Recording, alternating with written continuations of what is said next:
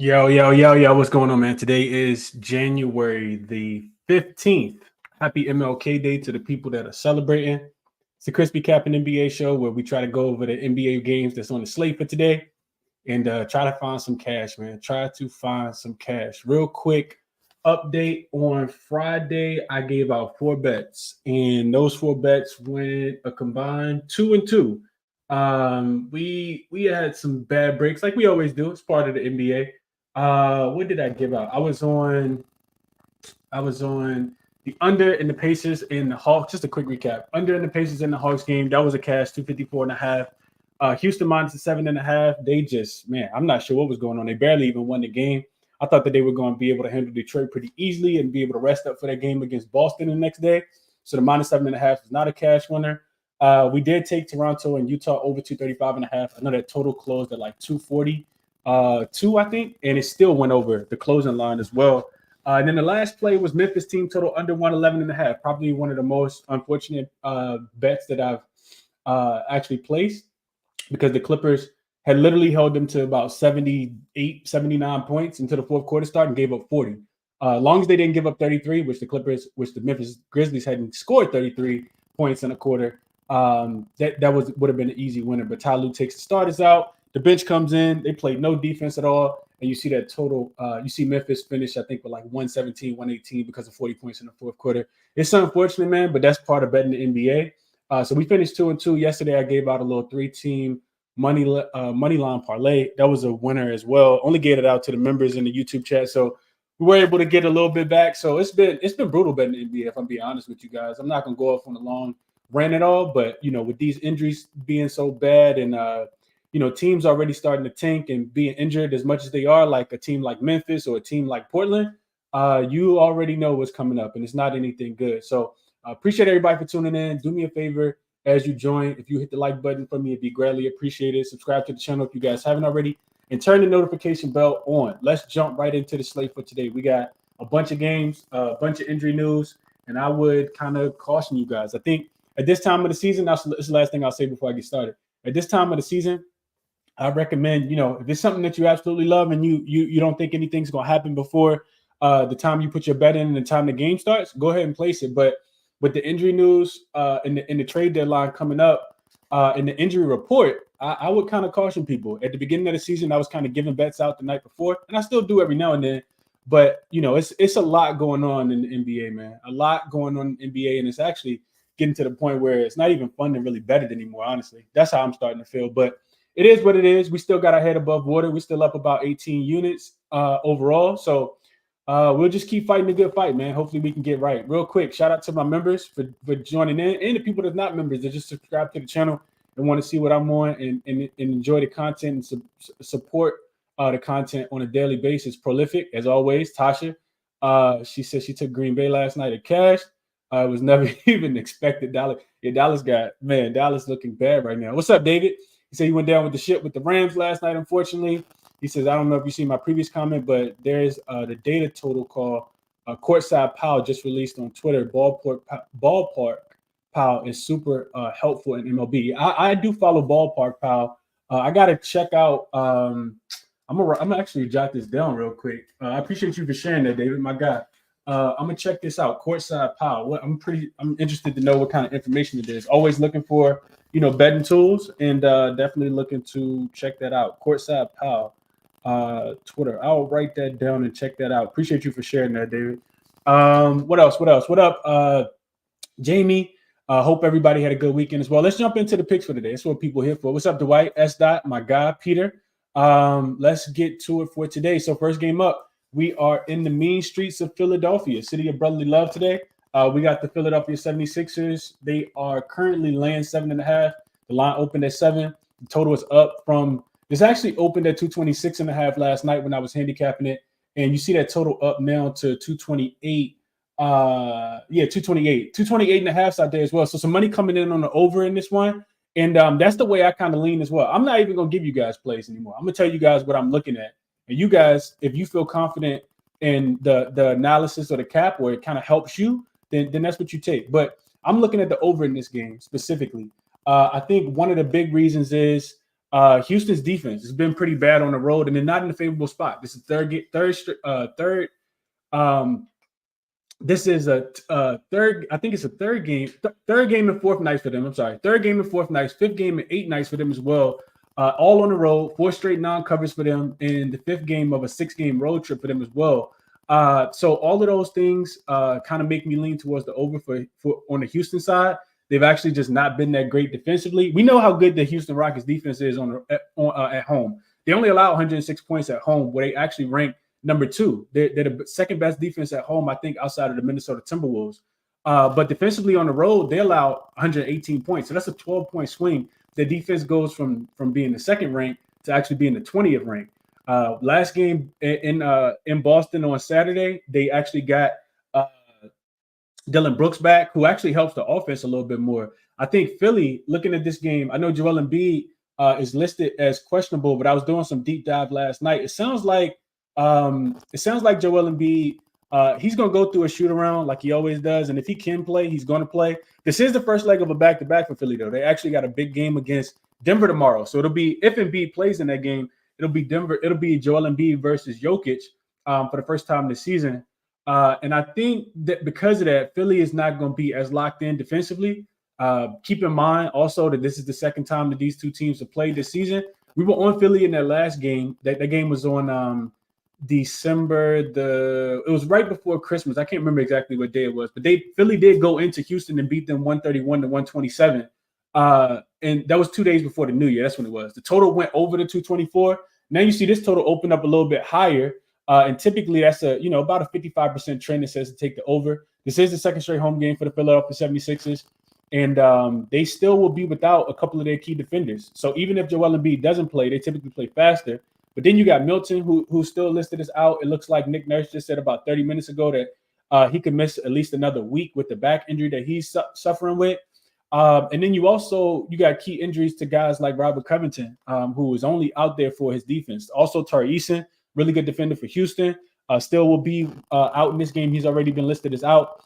I kind of lean towards Philly against the spread. We've seen Embiid not play for extended period of time, come back in and look like he's not missed a beat. Alfred Sengun's going to have his hands full dealing with Embiid, but it wouldn't surprise me if Sengun was able to have a good game against Embiid as well. And I know deep down that Houston wants to perform a little bit better. They got absolutely smoked in that last game against Boston. They never really contended. You just see Boston get hot from the field, and they laid it on Udoka and the Houston Rockets in that game. So I say all that to say that I do lean towards the over in this game. Even with the total going up just a couple points, I still would get there. Philly is a really great offensive team. And even though both of these teams play pretty slow, I do like the spot for Houston to be able to score some points in this game as well. So over for me, staying away from the side. And that's the way I would look at this one. Anybody got thoughts? What's up, Matthew? What's up, Young Harlow? What's up, Brian? What's up, S. Jamie says Houston first quarter. I could see Houston first quarter, but it also really wouldn't surprise me if Joel Embiid comes back and just looks super dominant. He's been out for a while. So you could say it's the rest versus rust factor. Typically, when Joel Embiid gets a couple days off, a week off of time, he looks a little more sharper than Rusty, in my estimation. I'm not sure what they're going to do with him. This should be a pretty big game for somebody like Jabari Smith Jr. Also, couldn't talk anybody off looking at Jalen Green. He's really, really struggled. So Jalen Green to go under, but watching him play, he just doesn't look like he's supposed to be a part of the offense. You can tell he has a much smaller role, and maybe that's just what's nagging at him. So I didn't play any player props in this one, but if I had to play a player prop, I'd be looking at Jabari Smith Jr. potential double-double. Fred VanVleet probably looking at his threes because I think he's going to be needed to score to stay in this game, and then I'd be looking at Jalen Green to go under on his points prop. So those are my thoughts there. Let's keep going. Next game up, we got Pelicans and we got Mavs in the mean streets of Dallas today. So looking at this game, the Pelicans, 4th game in 6 nights, 5th game and final game of this 5-game road trip that they're on. This team has been absolutely killing it outside of that game against the Denver Nuggets on Friday. But Dallas, 7th and final straight home game of this homestand that they're on. They actually play in LA against the Lakers on Wednesday. So this is a game you kind of got to sit and wait on. Luka did get upgraded from out to doubtful yesterday. Derek Lively is listed as questionable, and he's a big piece of it, right? We see Dallas. They really have to play extremely hard when they don't have Lively in there, because although they do get Maxi Kleber back, he's listed as probable for this game. They really struggle when they don't have Lively. You see the Pelicans come in there and beat them the other day. This is the second game of one of those little back-to-back series. The Pelicans come in there and beat them the other day without, any of their superstars. That was a game where Hawkins went off and had 30 points. The rookie had 30 points. Jaylen Brown, we just got updated news that Jaylen Brown didn't go through shoot-around. We'll get to that game here soon. But back to this game. Exum is still out. Derrick Jones Jr. listed as questionable as well. Pelicans 6-3 straight up, facing an opponent that they've beaten already this season. So typically they don't let down. They beat you once, they typically beat you twice. These two teams have split so far in the season series. The Mavs, looking at them, they're just 2-4 straight up, 3-3 against the spread, facing the team that they've already lost to this season. No Lively or Luka should mean another hard fought. I do think it'll be pretty hard fought win for the Pelicans. But I do think they could win the game. I'm not sure if I'm gonna get there with the points. This is a game I think you just kind of sit and wait on.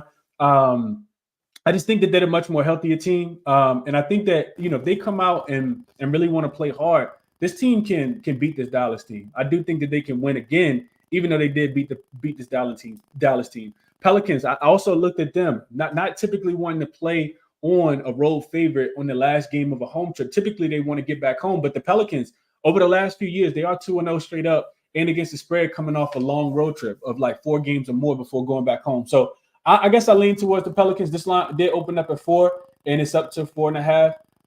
Total up to 237, and that last total was a little bit lower, but I don't know if I'm really interested in getting there on the over.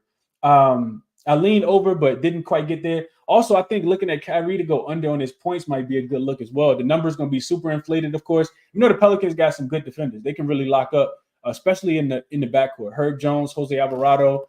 Kyrie going to have a lot on his hands today to try to keep up if Luka Doncic doesn't get ruled into this game. We should see inflated numbers for Kyrie Irving. I would be looking towards the under on his points, Rob, and potentially his points plus assists as well. Estai says today is a plus money on them today. Today is a plus money on them today. Loving it. Yeah, I agree with this, Brian. That's one of the reasons why I stayed off. He says Dallas is so hard to figure out. I would agree. Derek Lively did not get ruled in yet, Brian. I did not see Derek Lively get ruled in. Looks like to me he was listed as doubtful the last time I checked. And I capped these games early this morning. Well, you can say late last night, early this morning, depending on where you were at. Probably about a little after the other games went off last night, I started looking into these games. So he's a toss-up to play right now. Luka is unlikely to play. Derrick Jones Jr., is unlikely to play as well. And Dante Exum still listed as out. All of the guys for the Pelicans that didn't play in the last game are upgraded to probable. So they should get Brandon Ingram, CJ McCollum, Zion Williamson, and Trey Murphy is still listed as a toss-up to play. So he might be a true game-time decision. We'll see how it goes. Really too early, honestly, to play this one. Appreciate you, Arthur, for tapping in. This is a reminder. I'll just give a quick reminder. Hit the like button for me if you guys can. I know a lot of people join the show late. It definitely helps with the algorithm. Smash that like button for me. Doing the show on Martin Luther King Jr. Day. David says, Chris, what was the trend about the total being lower in the first? Was it 70% to the under? No, it's actually, when I looked into it, David, it's an over trend for this game because these two teams just played. The game went under, but the total opened higher. And that's because the Pelican players got ruled in. It's about 55, 56%, David, when I look at it. It just depends on how you kind of look at it. But when you look at teams and let's see. Maybe I can pull it up real quick. I'll pull it up real quick just so you guys can see it. And then we'll keep it going. I'll show you guys what I looked at specifically for the total and one of the reasons why I didn't get on the total in this game. Let me just, if you're watching on YouTube, I'll screen share in just a second. Let me just pull up what I had on the total.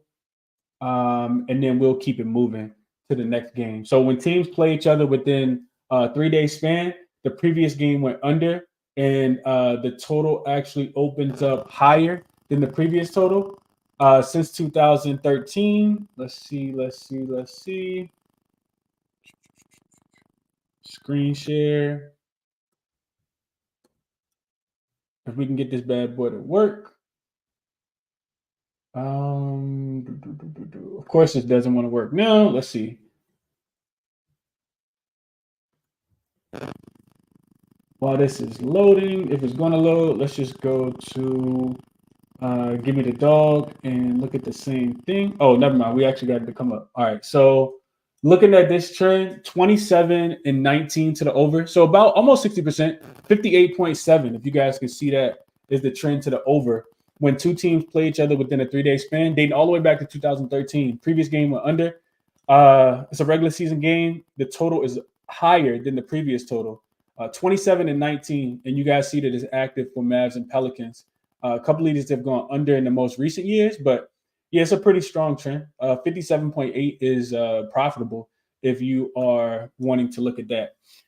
So there you go, David. Looked at that for you. Let's jump back into it for today. Not trying to waste too much time on these games today. So Magic and the Knicks, another game where you kind of got to wait on the injury report. And that Houston Philly line just got hit to 8 on most books as well. I'm watching that live right now. All right, so looking at this Magic and Knicks game, so Orlando Magic will be in Madison Square Garden tonight, taking on the is this a night game? It's an afternoon game, 3:10 game. So we got an early start time here as well. What do I have on this game? So Orlando, not in the most greatest spot. This is the third game in 4 nights for them. Even though they did get a day off yesterday, this is the last game of a 3-game road trip for them as well. They've actually failed to cover 3 straight in a row. And looking at the Knicks, first game back home off the little 2-game road trip. They actually won and covered in Memphis after coming out pretty slow in that game. And we also know that they just dropped the ball in that game against Dallas a couple of nights before. So head-to-head, Orlando did just beat this New York Knicks team as 1-point home dogs back on December 29th. That game was 117-108, and the game actually went under. This total opened a lot lower than that total, right? So that total, I think, was 228 in the first game that these two teams played, and you see it open back up at 222. And the money's come in on the under. 220.5 is what you see the current number.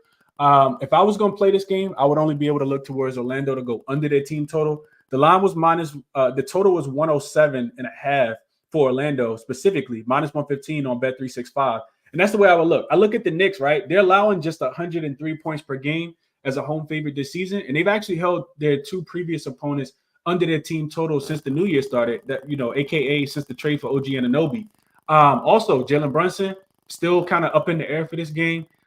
He may not play. He did miss that last game against Memphis. But I'm not sure if he's going to play. I know it's a lower leg injury. Not sure if it's a calf or what it is, but he could potentially not play in this game. If he doesn't play, that slows the Knicks offense down. Their offense looked abysmal without him in the last game. They literally looked like they had never played a game of basketball, playing against all reserves against the Memphis Grizzlies in that first quarter and first half. They didn't even win the first quarter or the first half in that game against Memphis the other day. So I think if Jalen Brunson gets ruled out, and you can wait on the injury news, but if Brunson gets ruled out, the Knicks are going to play slower. Their offense is not going to look as crisp. And Orlando, the reason why I like their team total under, besides the Knicks defense being so good, is Orlando, they've averaged just 105 points in their last 5 games. And the reason why I looked at their last 5 games is because Franz Wagner, their best player or second best player, however you want to rate him, has actually missed those last 5 games. And they've actually failed to score 100 or more points in their last 3 games without him as well. They've also been held under their team total in 4 straight games without him. And they're playing at the 7th slow pace over the last 5 games. So Orlando, it makes sense to me that this total came down. The Knicks don't have like too much of a look ahead spot. I think they play the Wizards on Wednesday. And Orlando, like I said, while they are a good team, the injuries just really kind of catching up with this team is how I kind of see them. They still play hard. They almost covered that game against OKC on the second leg of a back-to-back. The other day they were getting I think 11.5 points. They ended up losing that game by 12. But they held the Oklahoma City Thunder under their team total, and that game went under. So I think that they should be able to stay in this game as well. I would look at Orlando team total under, but I wouldn't be able to play a game without Brunson. I think Brunson means that much to this game.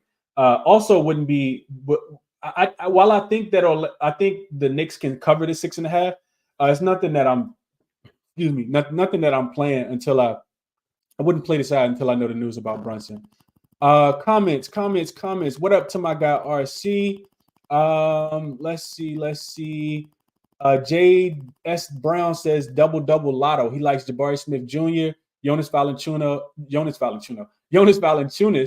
Jalen Duren, Clint Capella, and Vucevic.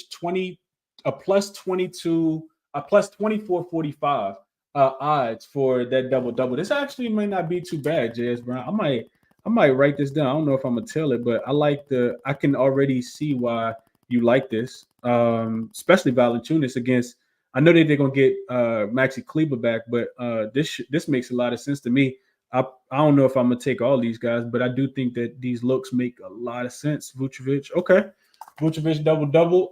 Chase says, I swear if Embiid goes today and gets ruled out tomorrow versus Jokic, I'm going to riot. I want to cook. I want me some cook sir. Oh, you want to take Philly tomorrow? Okay. RC says the fact that they say if Embiid plays, he won't have a minutes restriction tells me he's going to play. Yeah, he's been ruled out last minute, though. I see. That's what scares me. But I do like that over. I like the over a lot. Philly averaging about 122 points per game in home games with Embiid. And like I said, the Houston Rockets defense giving up about 118 per game on the road specifically. So I like that a lot. What's up, Tariq? He says Orlando is like the kryptonite for the Knicks. Yeah, they play hard and they play slow and they play defense. They're gonna play you tough, which is why I think this total came down so much. UCapper says he's looking at the Sixers team total under. So we're on definitely on different sides there. I think Philly should be able to score.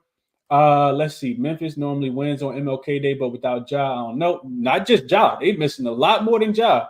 RC Prolific says RC Philly team total is 8-2 to the over.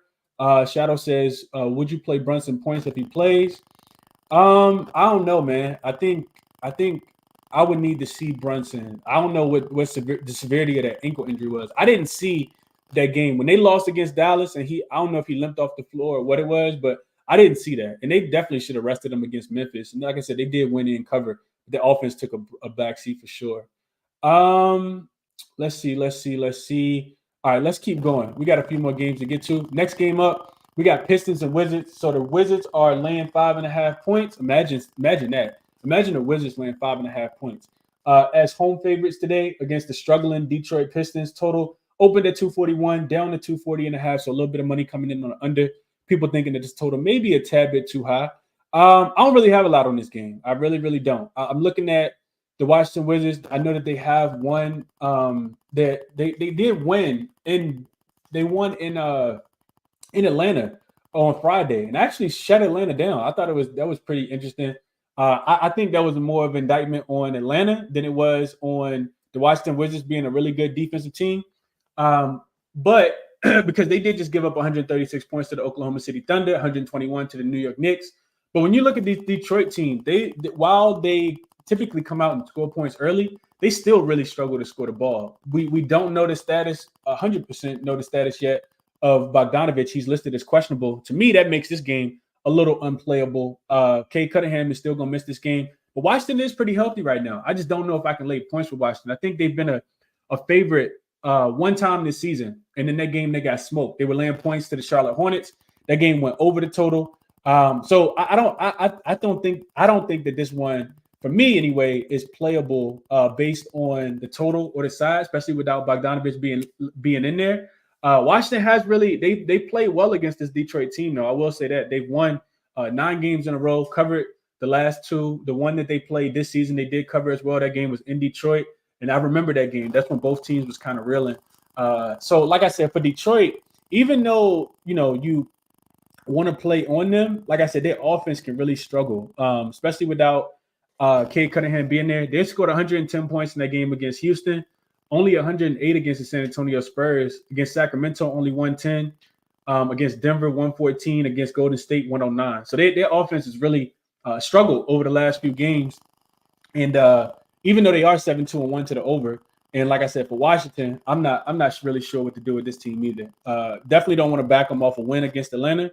So I guess I'm just kind of off of the game. If I had to play any player props, I would be looking at Kuzma to go over. I think Kuzma typically plays this team really, really well. They don't have anyone that can really guard him. Detroit also just made that trade. Well, these two teams made that trade, and I'm not sure if those players are going to be active, but it's a bunch of, second-string guys, Isaiah Livers, Marvin Bagley III. I don't think that impacts either team tremendously. Mike Muscala.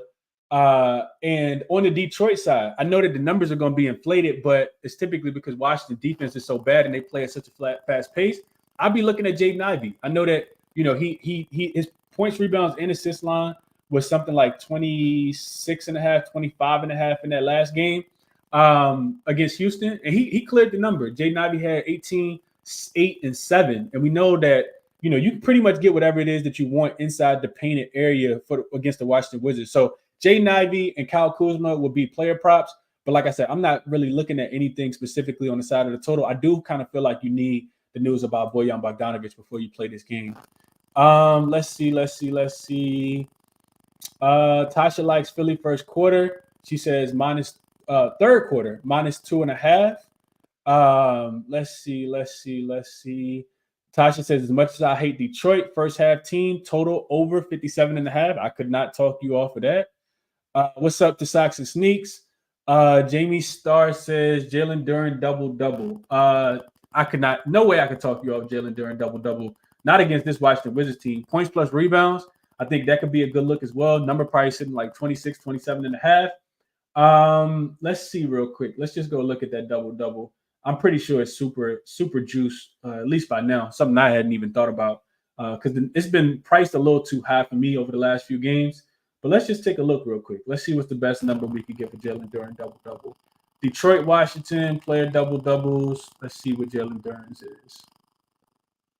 Oh, wow. Yeah, minus 270. I'm not sure what you're doing with that, Jamie, but best of luck if, you want to put it in a parlay or something. But minus 270, definitely unplayable for me. Let's see. Hobby Noble says he likes Gafford today, played at least 29-ish minutes. Last two games, his 17.5 points plus rebounds is too low against this Detroit team, especially when he's hit this line over 70% of the time. No way I could talk you off of that, Hobby Noble. Both of these teams give up a lot of points in the paint. So I cannot talk you off there. David says, Monty said he has to give chance. So let's see. I would agree. He should have been giving a chance, but that's another story for another day. We're not going to get into much of that. Let's go to Spurs and Hawks. So San Antonio, this team is actually really good basketball. It's in a row. Potentially may even win. We're not going to speculate, but may even win that game against the Chicago Bulls had they had Victor Wembanyama in that last contest. These two teams did play earlier, November 30th, and we saw the Spurs get cleaned up. Atlanta came in to San Antonio and won that game 137-130. Well, I would say cleaned up. They beat them by 2, 137-135. That line, San Antonio was actually getting 6.5, so they did cover. They did cover that game, and it went over the total of 265.5. This total, not too much here. The line is only going up 2 points. So to me, that's all indications of a San Antonio spot. I think that they're going to be public favorites, public dogs today, which to me makes a lot of sense. I'm not sure how you take this Atlanta Hawks team. They are bad defensively, we know, but even in the last few games, they really struggled offensively. And that's, when you're struggling offensively, that makes it even more difficult to back this this Atlanta team, because at least they were scoring. Now you look over the last couple San Antonio games, they actually only scored. I'm sorry, not the San Antonio game, the Atlanta games. They actually scored 90. You get held to 99 points against the Washington Wizards.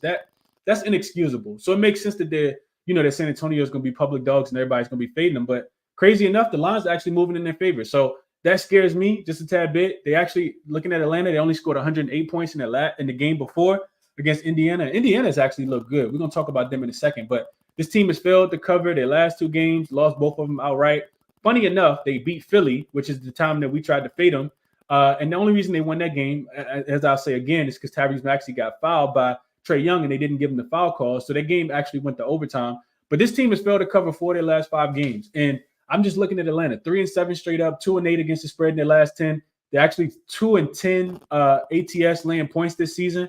So not a spot, not a spot you necessarily want to back Atlanta in. I think the pivot, if you do want to get off of, you want to stay away from the spread, you just play San Antonio team total to go over. The number is 118.5. Well, last night it was 118.5 on Unibet. It was a little juice, like minus 121. Like I said, Atlanta, they've actually allowed 128.5 points per game. over the 12 games that they've been a home favorite. So when they're a home favorite, they don't stop anybody, almost giving up 130 points per game. And 11 of the 12 opponents that they faced have actually gone over their team totals when Atlanta is a home favorite so far this season. San Antonio, looking at them over their last 6 games, they're averaging 119 points per game, and they've actually cleared their team total in 5 of their last 6 games. So if I'm playing this game, that's the way I'm playing it. I think Victor Wembanyama is in an advantageous spot, especially getting the day off against the Bulls the other day. He's been playing really, really well. If you guys have had a chance to kind of tune in and watch games. And I think I'm not really worried about San Antonio being able to score because their offense can struggle at times, but they've been really picking it up. Trey Jones being in there at the point guard position. You got guys like Devin Vassell, guys like Keldon Johnson. So they got scores. And I think that Atlanta's pace will push them to be able to have to score in this spot. So I think San Antonio team total over 118.5 to stay away from the spread will be the best look in this game if I'm playing this one. Let's see what you guys have here. Daniel Gafford double from SRV still at plus 340. That is a lot better value than looking at Jalen Duren. I would pivot that way if I was playing that. Let's see. RC says low key think the Pistons went out right. They could. They absolutely could. RC. Vadden, I think is how you pronounce that, says Spurs first quarter. Chris, what do you think about them in the first today? I will say this. I think the Hawks get worse as the game goes on. Typically, they win the first quarter, they win the first half, but I'm not sure what to do with this game. Also, remember the thing you got to take into consideration, and I don't know how much you take into consideration, but remember the MLK Day games is typically when the Hawks turn up. I'm not sure why, but they play well on MLK Day. Maybe because Martin Luther King was from Georgia. I'm not sure why, but typically, not a spot. And that may be the very reason why the line is moving in their favor. Atlanta looks like trash. Why would the line be moving with them when they haven't covered a game and just lost by 28 points to the Washington Wizards? So take that into consideration. Like I said, if I'm playing the game, I'm definitely staying off the spread, and I'm just looking at San Antonio team total to go over. Brian says Spurs first quarter is cashing at an alarming rate. Okay, so maybe somebody knows something about the Spurs first quarter that I don't know. UCapper says Hawks opponents are 11-1 to their team total over. Yep, that's what I was looking at as well. And that's why I would stay there. Bryce says Spurs have looked way better since Trey Jones has become starting point guard. I would agree. Vaughn says Hawks haven't been looking too interested in playing basketball. I would agree with that as well. Peter says he likes the Spurs first quarter plus 2.5. These are 2 really good first quarter teams. I'm not sure which ones you guys play, but I couldn't talk you all playing either way. Wemby 3 blocks, 3+ blocks for Jamie. She says, but it's juice. They say, but it's juice. I'm not sure if Jamie is a boy or a guy, a boy or a girl, a man or a woman is what I probably should say. And UCapper says, only thing I saw that countered the Spurs team total is 3-0 to the under as road dogs versus non-conference opponents with the record that's under 500. I also looked at that as well, RC. I looked at the Spurs on the road with high totals, and they typically go under. But I think they play some better opponents, is what I would say. So I agree with you there. That was definitely something that I looked at as well. Zachariah likes Wemby over his points. My fault, Jamie. He says I'm a man, bro. my fault, man. I know a lot of Jamie females and males. And UCapper says, I don't get why they didn't start Trey from the beginning. Yeah, I think Pop just wanted to kind of take the season away. Maybe he knows Victor Wembanyama has like a little brother or something. They're going to try to get him in the draft next year. Let's go to Golden State, though. Well, Golden State, who will be in Memphis today, taking on the Memphis Grizzlies. Another team, another city that's going, really rally around the MLK Day theme. Martin Luther King Jr., of course, was assassinated in the streets of Memphis. So Memphis always gets an MLK Day game as well. This game is tricky, man. It's really, really tricky. So on one instance, you get Draymond Green, who is supposed to return for this Golden State Warriors team. And on the opposite side, you got, some big injury news that we kind of need to know before I would feel comfortable playing the game. And that is if Jared Jackson Jr. is going to play in this one. Right now, he is currently listed as questionable. And I'm not sure. Hold on for 1 second. Give me a second. So looking at Golden State, this is the third game in 4 nights. We know that they did just go on the road. They beat Chicago on Friday. They actually they won and covered that game as a dog. Then they went and covered as well against the Milwaukee Bucks on the second leg of a back-to-back without Steph Curry. So now you get Steph back. Draymond potentially coming back. I don't think that he's going to necessarily throw the offense off. I could be wrong. But I think with him getting as much time as he took to recondition himself, I think Draymond should look pretty good. Also, not that Memphis is going to lay down because they haven't, right? No Desmond Bane. For people who don't know, he rolled his ankle in that game against the Clippers on Saturday. He didn't play the game on Sunday. I'm sorry, he didn't play. He rolled his ankle on Friday. Didn't play the game on Saturday against the Knicks. So you'll be without Bane. You'll be without Larivia. He also got ruled out. This is like just they're probably gonna shut the team down, honestly. And I was looking for a place to kind of bet their team total under for the season, but they didn't even have it open. So I like Golden State in this spot, man. Another game where if you want to stay off the spread, I couldn't talk you off. Golden State's defense has been really, really bad. They've been giving up points left and right. Bottom 10 defensively over the last few games, but Memphis, they should struggle to score in this spot, man. You look at their team, they literally have all reserves out there. They got Vince Williams Jr., who I couldn't talk anybody off looking at his props. He almost had like a baby triple-double the other day. I can't remember how many points he had, but I know he had like 8 assists and 7 rebounds or something like that. We've seen this Golden State team be able to score the ball, no matter if they're playing at home, whether they're playing on the road. They actually went to Chicago, who's one of the better defensive teams, and gave them, what did they score? 130, 140 in that game. And then they contended with the Milwaukee Bucks, who, granted, aren't necessarily a great defensive team. But if they can do that to those teams, I kind of feel like they can come in here and score as well against this Grizzlies team. The total right now for the Golden State Warriors is 116.5. I think they can score 120 points in this game. One thing I looked at trend-wise that actually backs the Golden State Warriors, laying the 7.5 points, and actually backs the under in this game, which I can't take an under with Golden State right now. But I looked at teams like after the first 10 games that have a losing record, but they're still laying 7 points or more on the road. You don't see that too often in today's NBA, where you have a record that's not a winning record after game number 10, and you're laying 7 points on the road. So that's a 60% trend that says Golden State wins and covers this game today. And it's a 59% trend that says this game goes under. So Warriors team total over 116.5 is the way I would look. And I do think that even if Memphis comes out and fights hard like they have been doing in the first half, it could be a spot where they kind of run out of gas in the second half, especially with those role players. Golden State absolutely needs a win. I don't think a game that they can take lightly. So that's the way I would look in this one. Ladin says Draymond off the bench playing limited minutes. I don't think it really matters what Draymond does in this spot. I think he is going to be on a minutes limit, Brian, but I don't think that matters. I mean, you still got guys that's been actually playing pretty well. Jonathan Kuminga, hopefully doesn't mess up his flow. Dario Saric, Brzezinski. They still got plenty of guys off that bench, and it's actually helping them a lot. Zachariah says Draymond over a half a headlock / foot stomp at plus 100. I think you had to increase the odds a little bit, man. I think Draymond got his head on right now. I think so. There were quotes that came out from Steve Kerr, talked about how Draymond really can't mess it up this time.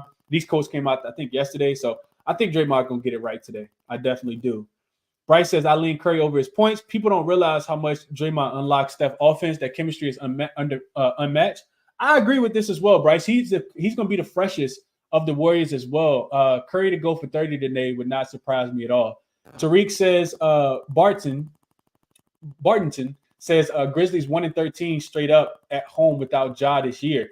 Yeah, I think the Grizzlies are going to struggle defensively. I didn't even notice, but one last point I'll make on this game before we get to the next one is the Grizzlies have actually I didn't notice the Grizzlies cut Bismack Biyombo. So now they have no rim presence at all. Like they have no paint presence at all. I didn't realize that, but I looked at some numbers with Bismack Biyombo on the floor versus without him.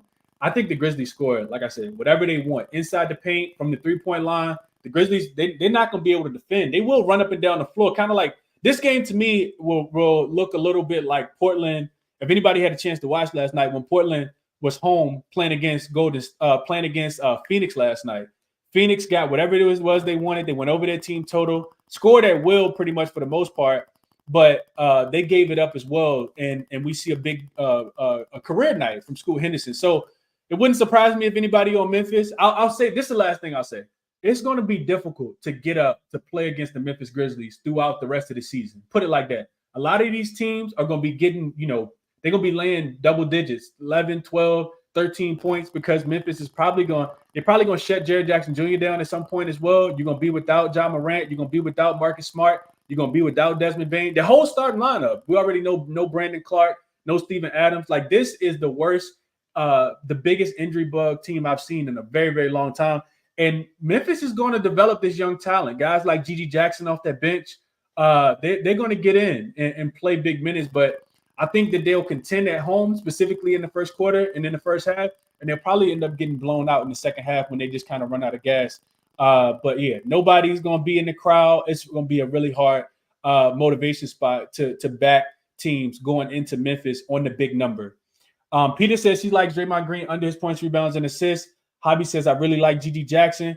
If he gets more minutes, he's tough, but I don't know if he gets the minutes they should give him. I think they're going to give it to him, man. I do think that he'll get the minutes, Hobby. I was listening to Coach Taylor Jenkins yesterday. You eventually got to give him the minutes. They're without body. So I think so. David likes Trace Jackson Jr. and Kuminga. He says, if you must play the game, I would look at Trace Jackson Jr. Over his rebounds prop, depending on how many minutes he's going to get. Zachariah likes Curry over his assists. Young Harlow says Embiid is playing. Embiid got ruled in. That total should go up. Lively got ruled in as well, Bryce says.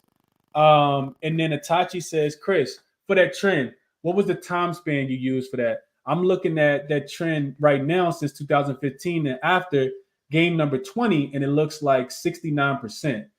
Wow. So Itachi, what I did was I looked at the entire database for Killer Sports, and I looked at game number after 10, win percentage less than 50, road favorite, and teams that are laying 7 or more points. It was a 60% cover trend and a 59% under trend. Then what I did was I took that and I looked at 2015, and then I looked at 2018, then I looked at 2021. So I just kind of went coordinating, and the total kept the trend for the under kept getting worse, and the total kept going up, of course, because you see more points in the NBA. But it's a really strong trend. I'm glad you mentioned this. You said the games after game number 20 is looking like 69%. 69% Itachi to the spread. What were you looking at specifically, Itachi? To the spread or to the over? I think you're probably looking at the spread. It's a very strong trend to the spread that says Golden State clean Memphis up today, and laying the points is not necessarily a bad thing. But I think that they score. I think Memphis has been trying to get out and run as well. So game number equals 20. ATS 72 and 31. Yeah, that's it right there. Okay. Yeah, that's it. Golden State today. It's a Golden State spot for sure. I would not be taking the points with Memphis in this one. I like that a lot, Itachi. You took what I had and just ran with it, or you might have been already looking at it as well. So Golden State spot, but like I said, I'd be looking at the team total over. Shout out to Itachi, man, for dropping the excellent trend there. We got a couple more games to get to. Let's get through them. Bulls and Cavs. I don't really have a lot on this one. I think it's important to remember first and foremost that the Cleveland Cavaliers do have Strauss listed as questionable in this game. And real quick, let me just get an update on the injury report. I know you guys are sharing the news, and I appreciate that. Fred VanVleet, Jalen Green, Dylan Brooks, Jabari Smith Jr., Sengun will start for the Rockets. Embiid is in. Lively listed as probable. Mo Bamba listed as out. And that total is going up in Houston, all the way up to 229.5 now. I kind of figured it would. Spread going all the way up to 9 now as well. I don't know if I necessarily agree with that, but it is what it is. And then the last thing, so real quick, I wanted to see if I could find. I just want to make sure we didn't. I don't think we got anything, but this Cavs and Bulls game. Not a lot that I'm looking at here. The Cavs have been really, really good, but this is their first game back since they played that game abroad, right? The Bulls, this team is not necessarily in the greatest spot. They've actually really, really struggled against the Cleveland Cavaliers. And it's actually one of the reasons why I kind of lean their way today if I had to play the game. They're getting 4 points on the road as road dogs. The Cavs have beat them 5 straight times. And one of those games happened earlier this season. Cleveland was actually getting 6.5 points in that game. This was the game right before Christmas, 2 days before, the day before Christmas Eve, because we didn't have games on Christmas Eve. And I remember I had Cleveland I had the Bulls in a money line parlay, and they absolutely got smoked in that spot. Chicago is in a better spot today because while they are playing their third game in 4 nights, they did lose to Golden State and beat the San Antonio Spurs. I don't really like this Chicago team, of course, with Zach LaVine. But with the injury to Max Strus, I think he's a big part. We know Cleveland is still, without their top guns, Evan Mobley and Darius Garland, even though they have been playing a little bit better basketball. I kind of feel like Chicago plus the 4 points is the right side in this game. Really didn't look at the total too much. Cleveland has been playing really good defensively. I'm just not sure the impact without Strus being questionable for this game with that knee injury that he suffered in the Brooklyn game when they were playing abroad. And the travel spot, to me, both of those things kind of lean me towards Chicago. I know it's a third straight road game for them. Second straight road game for them. And they actually play in Toronto, but they have a lot of time before that game. They actually don't play again until the 18th. So if I'm playing the game, I'm taking the points for Chicago in this spot. Really just wanting to face Cleveland coming back home off that trip and without having potentially not having Max Strus. Let's see. That is less cap, RC. That's the absolute fact. We got to get Itachi on the show, RC. Let's get him more less cap. I'll be there. I like it. So those are my thoughts on this game. It don't look like nobody else got too much. Also, I'll give you guys one more angle I'm looking at. Donovan Mitchell, points prop, 30.5. I already said this was a bad travel spot. I know, without Max Strus there, there's going to be even more shots for him. But when we think about this Cleveland team, and I've been talking about this all season, they trap ball handlers. They got Alex Caruso, who really, slows guards down. On Friday's show, I talked about Steph Curry not being in the most advantageous matchup. Steph Curry went under his points prop. This is a team that really takes your point guard away from, being able to score the ball. Now, can you get assists? Yes, because they're going to double. But I'll be looking at Donovan Mitchell to go under his 30.5 points in this game as well. We also know the Bulls, bottom 3 in pace. So if I'm playing a player prop, I'm looking at Donovan Mitchell to go under his points prop at 30.5 in this spot. And I'd be taking the points with the Bulls in this one, but not anything that I want official on. Let's go. Let's see. Malik, Chicago guy. He says, I might just wait until halftime to play anything in this game. I need Patrick Williams news as well. Yeah, he is listed as questionable. I forgot to mention him as well. Is this going to be more often live?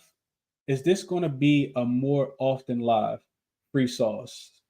If you asking if I do the show every day, free sauce, at 5 p.m. Eastern time, because typically we don't have early games. But I wanted to get the show done early today because we had a 1 o'clock start time. And I did kind of have an opinion on that first game. So hit the like button for me, my guys. Your first time being here. Appreciate you for tuning in. And check me out. Follow me on Twitter as well, at ChrisBeCappinn, 2 P's, 2 N's. I'm doing Twitter spaces over there as well. Let's see. Let's go on to the next game. So Bulls, Cleveland. I lean Bulls plus the 4. I also lean Darius Garland Donovan Mitchell under 30.5 points. Nuggets and Pelicans is not a game today. I'm not sure why I have a banner for that. Let's delete that. Let's go Celtics and Raptors. This spread came down, right? Yeah, so it's down and opened at 7 in favor of the Toronto, in favor of the Boston Celtics. Road favorites. The spread did come down to 6.5. That was with the news that Jaylen Brown didn't go through shoot around. He was listed as questionable with, I think it was a knee. I didn't watch the fourth quarter. I was watching football, but I did watch enough of that game against the Houston Rockets to where I felt like I didn't really need to watch anymore because they absolutely blew the doors off Houston in that spot. So looking at this game, it's not the greatest spot for the Toronto Raptors. I know that they are kind of playing like at a really fast pace and back home finally. But we talked about them running out of gas eventually, and it was that last game of that road trip where they did kind of run out of gas. So now they come back home. They do have 2 days of rest, but this team has literally been everywhere. They played 6 straight road games before coming back home. That's a spot that you typically want to fade them in. And even though their offense has been better, they scored 120 against the Clippers. We won their team total under, and they went over. They scored 131 against the Lakers, 133 against the Golden State Warriors, and 130 against the Sacramento Kings. It makes sense that this total comes up. If I'm playing the game, though, I'm only looking at Boston team total to go over. I think Toronto, first game back home, not the greatest spot. So Toronto also 8-2 to the over. Looking at Boston, this team, we know that they can score with the best of them. They scored 145 against the Houston Rockets. That's a slow-paced team. Against Milwaukee, that was a phase spot, right? Second leg of a back-to-back with travel. Of course, they went to overtime against the Minnesota Timberwolves to protect home court in that spot as well. We all should have been on Milwaukee, in retrospect, but I wasn't in that game.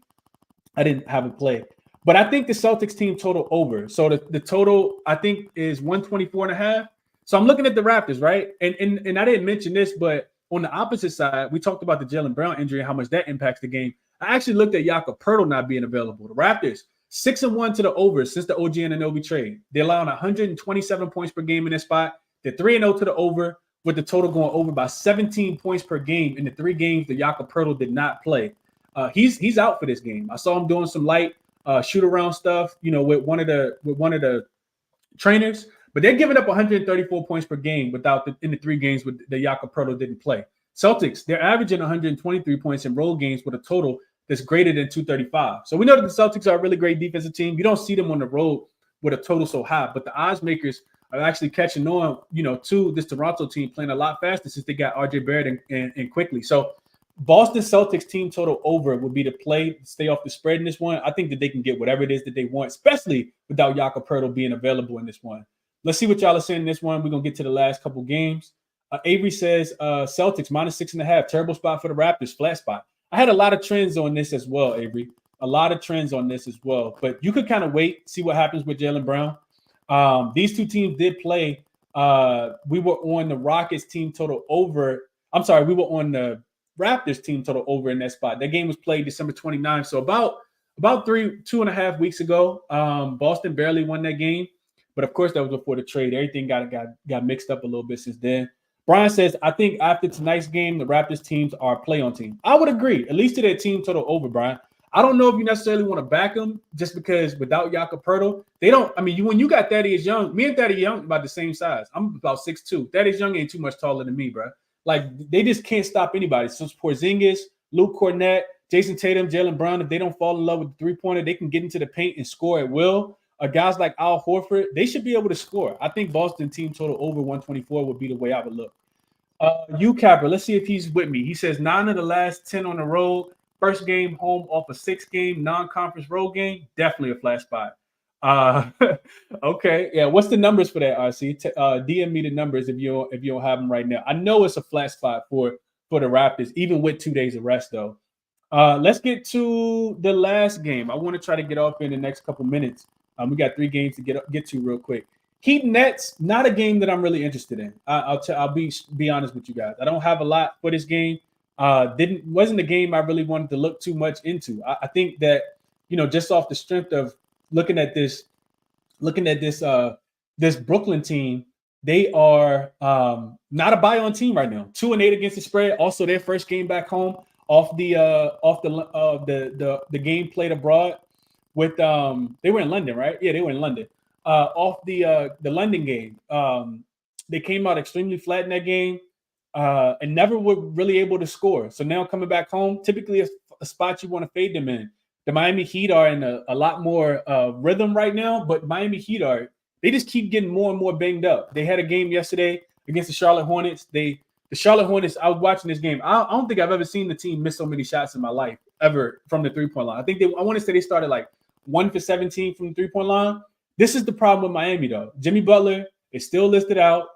Kevin Love listed as questionable. So you do got guys like Richardson. You got Kyle Lowry came back who didn't really do much yesterday. But now Jaime Jaquez Jr. is out. He messed up his groin yesterday, and he was actually hooping. He had 15 points in the first quarter. Dorian Finney-Smith still listed. Well, he's listed as probable for this game.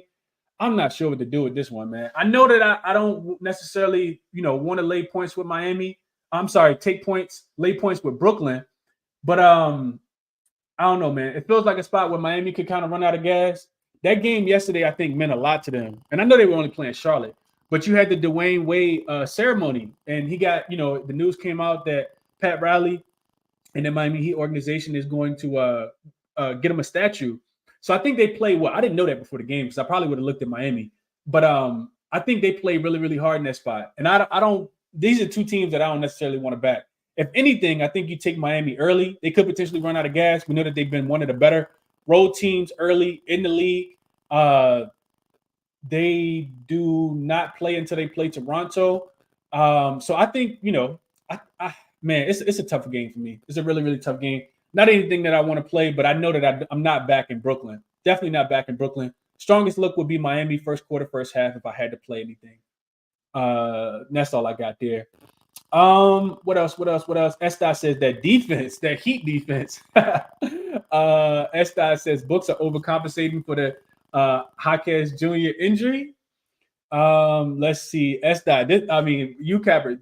My guy RC says the same thing. He says, bro, I can't back the Heat without Jaime Jaquez Jr. And I'm right there with you as well. Estai says you can do it. He says they plug and play. Jimmy is most likely playing. Get the line before he gets ruled in. I didn't even see him listed as questionable. Estai. Oh man, I don't know what to do with that, man. Vladden, I answered this already. He says, what do you think about the Cavs tonight? I'd be fading the Cavs, but I talked about it. Just go back and watch a little bit. I'd be fading the Cavs coming back off the London game. Let's keep going. We got two more games to get to real quick. We got Pacers and Jazz. This line opened with the Jazz laying 7.5, and you see money come in on the Indiana Pacers. This line come down to 7. Total come down from 245.5 down to 249.5 down to 245.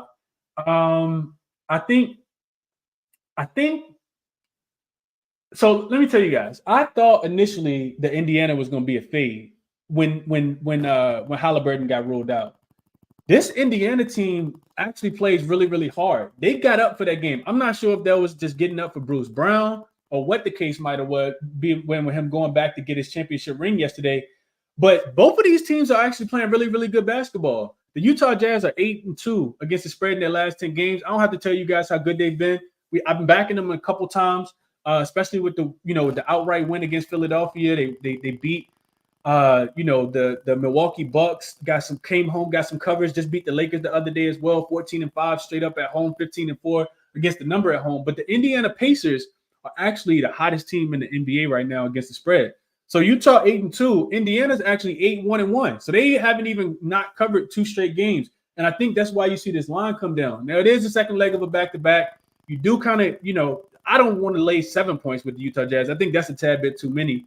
But Indiana, having to travel from altitude yesterday, playing in Denver to more altitude, playing in Utah, I don't think that that's necessarily the greatest spot. And actually something I probably should look at, teams playing in altitude, then having to go play in altitude again on the second leg of a back-to-back. But I can't lay 7 with the Utah Jazz in this spot. I think Indiana, they've been playing really, really well. I didn't see anybody prop up on the injury report. Actually, they could get Nesmith back in this game. He actually didn't play yesterday. And I thought Denver was going to smack these boys up yesterday. I didn't play them, but I thought Denver could potentially smack these guys up yesterday. And they came out. Indiana did, and covered the first quarter, first half, and the full game yesterday. They just playing with a lot of energy. I'm not sure if it's Rick Carlisle or what the case might have been. So that's one of the reasons I'm kind of off the game. But if I had a free play, I'd be taking the points with the Pacers here. They don't play again until they play the Sacramento Kings, which potential look ahead spot maybe for some of these guys. I'm not sure what to do with this game. Potential look ahead spot for Buddy Hield maybe. Halliburton's not going to play either one of the games, so maybe not too much there. And the Jazz don't play again until they play on Wednesday when they play against the Golden State Warriors. So I guess I still lean Pacers. I don't think the Jazz I don't think they should be laying 7, but I also don't want to back the Pacers on the second leg of a back-to-back playing in altitude in both games. So no real look for me there. I didn't really look into player props for that game. We got plenty of time to talk about that one as well. Big Marv says, Chris, you took anything early? I talked about the over, Big Marv, in this game, in the first game. The total is up to 228.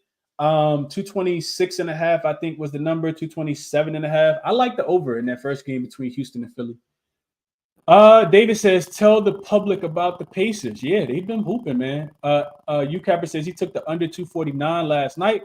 Here comes the CLB trophy. Luka got ruled out as well. This game did drop 5 points. And it's because Indiana has actually been playing defense. So I couldn't talk you off the under, RC.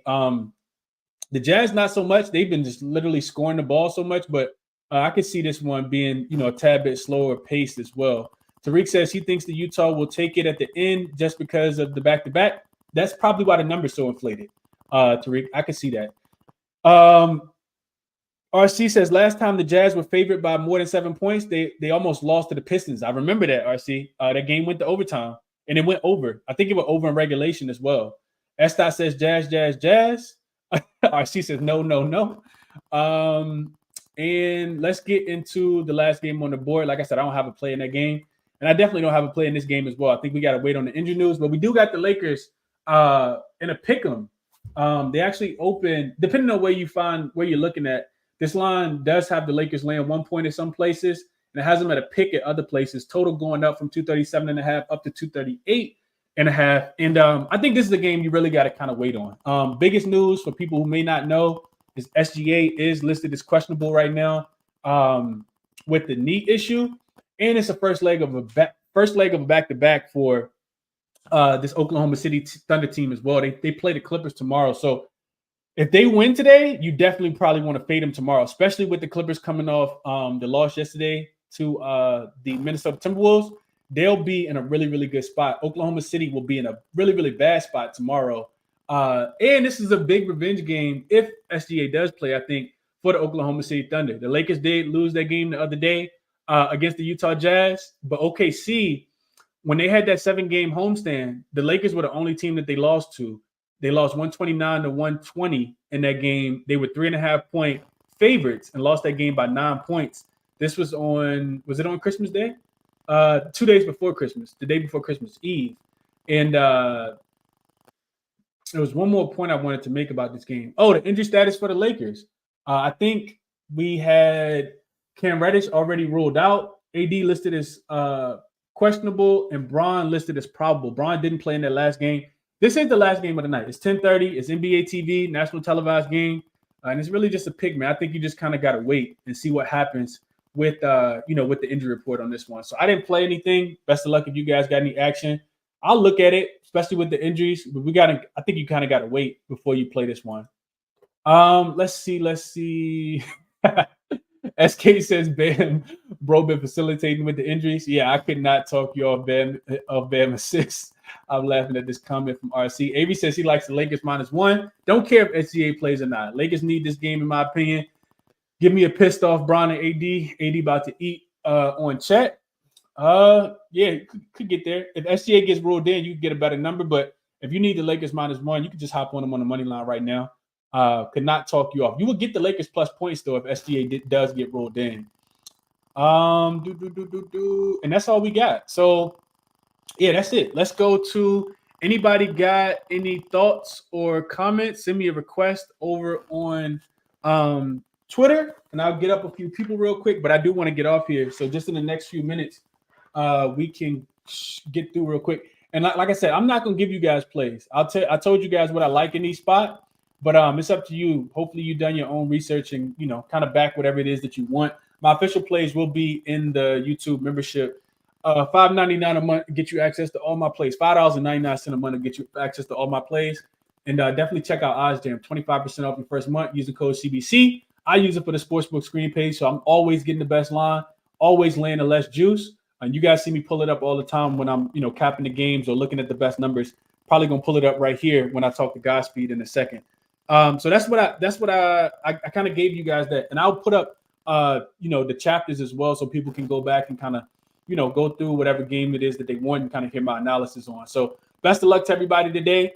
Let's go to YouTube real quick. Go to Twitter real quick, and we'll listen to Godspeed. Godspeed, what's going on, my brother? How you doing? What's good, bro? How you feeling? I'm good, man. I'm good. What's going on with you? Man, nothing. Trying to tune into these spaces. It's like I've been going for space of space, but you were the first space that I tuned into on Twitter. So of course I gotta come in here and show some love, retweet. You know what I'm saying? Day one. So I'm always gonna support you, Chris. Appreciate you, bro. Platform time after time, no matter. It seems like no matter what day it is, you know what I'm saying? Sometimes a holiday, so gotta show some love. Been getting hooked a little bit. Last time I was in here, I gave out some crazy plays that almost hit.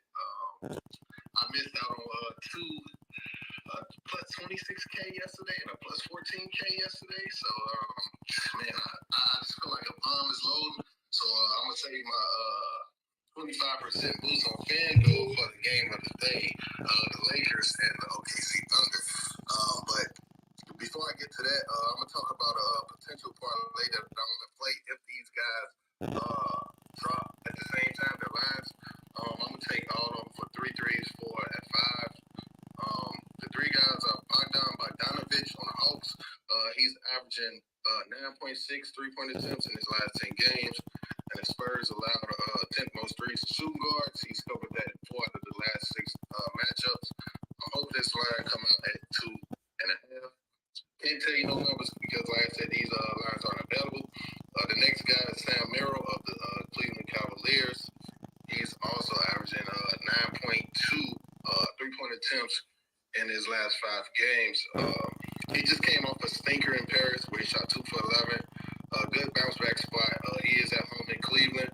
Typically, role players play better at home. Max Strus is questionable as well, and Chicago is giving up the most threes to the shoot guard position. And my last guy is Trey Murphy of the New Orleans Pelicans. Everybody is in for the Pelicans. It looks like so. Luka just got ruled out. I know Derek Lively just got ruled in, but I believe the Pelicans should go in there and beat up on Dallas with their full team. While Dallas is without Luka, they did just beat them without CJ and everybody else that missed the game 2 days ago. So I like Bogdanovich of the Hawks, Sam Merrill, and Trey Murphy for 3, 4, and 5 threes. That's going to be a official play for me if I can get it. I say that because these games are all spread throughout the day. So sometimes they list the bench guys a little later. And if, one of the late games, one of the bench guys might not be available. So just those my leans. Like I said, I'm going to drop a fire parlay for the Lakers and Thunder. Like you spoke about, man, in December we went Oklahoma. That's my team. We went 10-3 in December, and the Lakers did come into Oklahoma City and beat the Thunder. The last 2 games in LA is when SGA hit that game winner, and LeBron broke the record. So the last 2 games in LA, they've been good. So I'm anticipating another good game out in LA. Right, SGA probably already got his Instagram caption picked out. I know my OKC Thunder gonna get up for this game, so hopefully SGA is ruled in. I believe he's dealing with a knee sprain. But yeah, Chris, that's all I got. Okay. Hey, we still got plenty of time. So yeah, if y'all want more Godspeed plays, man, just check out his page. Be sure to shoot him a follow. Appreciate you, my brother. I hope you cash today, man. Hey Chris, matter of fact, I do got a Hawks. I shared up top. MLK in Atlanta. I had to do a SGP for the Hawks game. Okay. With Victor Wembanyama, 10 rebounds ever since he moved to the center. He's been getting those rebounds despite being on his little minutes restriction or whatever that Pop got him on. He's the biggest guy on the floor night in and night out, or the tallest, I should say. And he just been rebounding, bro. So I like Wemby. Trae Young, I like him for 10 assists. He had 14 when they played. He typically always turn up on Martin Luther King Day. Trae Young usually go crazy. And last time versus the Spurs, he had 40 points and 11 assists. So if you like him for the points, I don't know what his points line is at, but we know the Spurs don't play defense. And Trae is at home. The Hawks have been getting beat up at the crib for the last couple games, so maybe this is a get-right spot for them. But who knows? Over under 2 teams that's top 5 in pace, I want to say. I do believe that 8.5 spread. I don't think the Hawks is gonna blow out the Spurs. I just don't. I'm not really totals or a spread guy, but I just don't feel like the Hawks are going to beat up on anybody. They haven't showed me anything. But like I said, Victor Wembanyama 10 rebounds, Trae Young 10 assists, Jalen Johnson 8 rebounds. He's been struggling to hit that the past 2 games. I want to say the Wizards. They just blew the Hawks out. They just whooped their ass like nothing. So I mean, and in the game versus the Pacers literally didn't miss shots. So you can't rebound if you don't play defense or try to make shots. And then Victor 3 blocks. He's over that line in 4 out of the last 5 on the road, averaging almost 4 blocks on the road in his last 5. So that's a plus 731. I'll go ahead and share it up top. If you missed that, I use my MLK DraftKings boost, my 33% boost to get into those odds. But go ahead and line shop if you don't have DK. But yeah, that's all I got. Okay. Hey, best of luck, Godspeed. I hope you cash, my brother. Appreciate you for sharing the looks. So I asked everybody what their best bet was over on YouTube. Jamie says he likes Embiid 30 plus points. Raptors fan says he's on Trae Young, his points plus assists today. David says his Pacers first half team total over for him today. So yeah, let me know. Y'all let me know. Even if y'all just leave it on Twitter underneath the actual post. Let me know what y'all best bet of the day would be so far based on the injury news that we got. Let's go, Ben. Ben, what's going on, man? Talk to me. How you? Hey, Chris, how you doing? I'm good, man. Talk to me. What you want? Oh, we got a lot today. I think there's a lot on the board that looks good. So I'm attempting to be selective, but it's been tough so far. I got him 30 in the win-in. He's got that crazy streak of 30 points. I don't think he's coming back to play, especially at no limit minutes restriction. If he's not 100%, he towards second here. I think for 39. Obviously, like you said, you like the over here, so kind of in alignment there. I played Boston team total over 123.5 last night. You covered that one pretty good. Mm-hmm. So the 3 that I want to talk a little more in depth on are the Utah Jazz playing on 2 slightly different ways. The over in the Cavs-Bulls game, and then Durant rebounds. So we'll start with Durant. Obviously, turned into one of the better volume rebounders in the NBA. Last 5 games, 4 out of 5 starting centers against the Wizards have cleared the 11.5 rebounds. I put 1.5 units on it last night at -104 on FanDuel. The only game that didn't, Capella and Okongwu still combined for 18 rebounds, just kind of splitting minutes, more evenly. I think both right around 22 or 23 minutes, with kind of a, low-end reserve playing the last couple minutes in a blowout there. During, and then last note on that, sorry, trying to get my notes right while driving. Centers against the Wizards are averaging right around 3 rebounds over their average last 30 days against the Wizards. So with Durant averaging right around 11.5 last 30 days, I see him clearing the 11.5 in a super plus matchup with these. Next play, Bulls Cavs over. I'm going to go to the game tonight, so it should be fun to watch. Last night at 220 even. I think it's up a little bit, but I still like that the current number. Real simple. I was listening to Ski Stream the other day. Obviously, that's a great show as well. The Bulls are over in, I think, 13 out of 16 games when Vucevic plays in, so I dove a little bit deeper. And every single offensive stat for the Bulls is like hands down, every single stat, way better when Vucevic is on the floor for them versus not. And obviously, he missed those 5 games. So we're still seeing a little bit of those compressed lines. I mean, it's like they're averaging 12 more points per game as a team with him on the floor versus without him. And then you go over to the Cavs side, and last 10 home games, they're averaging north of 120 per game at home, and the vast majority of those are still without Mobley and Garland. So I just think that we see both teams in a huge buy-on over spot here. If you said you just wanted to play the Bulls team total over just because you're worried about the Cavs travel, I totally understand. I still think the Cavs and the Bulls both play their team totals here. I think this hits by 10 plus points. Like, I don't even know if really the number that you get matters here. I just love this spot for the over. And then last play, Utah, I played it 2 separate ways. I played the spread at -7.5 last night. And then I played their team total over at, I think, 126.5. I believe the last 10 games, Utah's averaging like 132 at home. They've just been an absolute juggernaut at home, leading the NBA in pace. Obviously, the Pacers are no strangers to playing fast either, and on a back-to-back, where they did, exerted a ton of energy in a game that was closer than people probably thought it was going to be yesterday. Kicking myself for not playing Bruce Brown in the revenge game yesterday. He had a big day. But with the pace that both teams have played at, just Utah's overall offensive production at home, I struggle to see the Pacers keeping them under 130. And with no Halliburton, again, like I said, I played the spread on the team total. I think Utah wins the game by double digits and gets to that team total 26.5.